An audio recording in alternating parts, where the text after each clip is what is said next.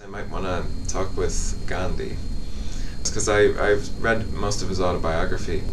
It's pretty interesting as to how he was able to use purely nonviolent means to kick out the British, so it'd be interesting to talk to him and how to apply the same theory that seems to have worked to maybe contemporary problems and see how he could possibly come up with a solution. I would say Rousseau. He seems so enlightened, and you read him and he's just this like breath of fresh air, and then we read Emile and he goes back on like everything he says in the case of women. That was just heartbreaking for me. So I would want to talk to Rousseau and try to reason with him to explain how his own theories contradict his own theories. It would be over coffee, because really such conversations are only appropriate over coffee. Montaigne, I'd love to have lunch with Montaigne.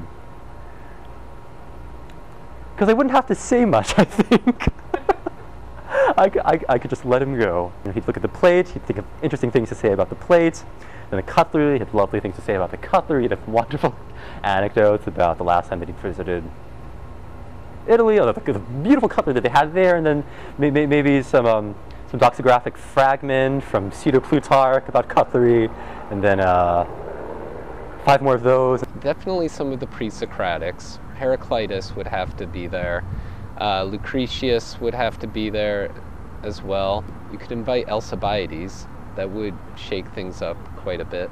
Perhaps a izakaya sushi style restaurant, or maybe Russian tea time downtown. I like that place a lot. There would be finger sandwiches and pasties, and tea, of course. A delicious pu'er, a smoky lapsang souchong, a ki moon.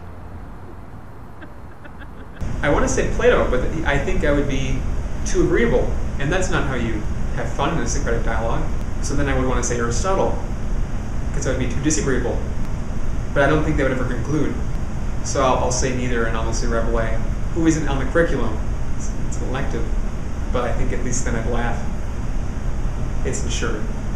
I'd really like to go out with Dostoevsky. I would ask him where he got the inspiration for all of the characters and the emotions that are portrayed in his novels, because they vary so greatly. I would also really like to talk with Aristotle.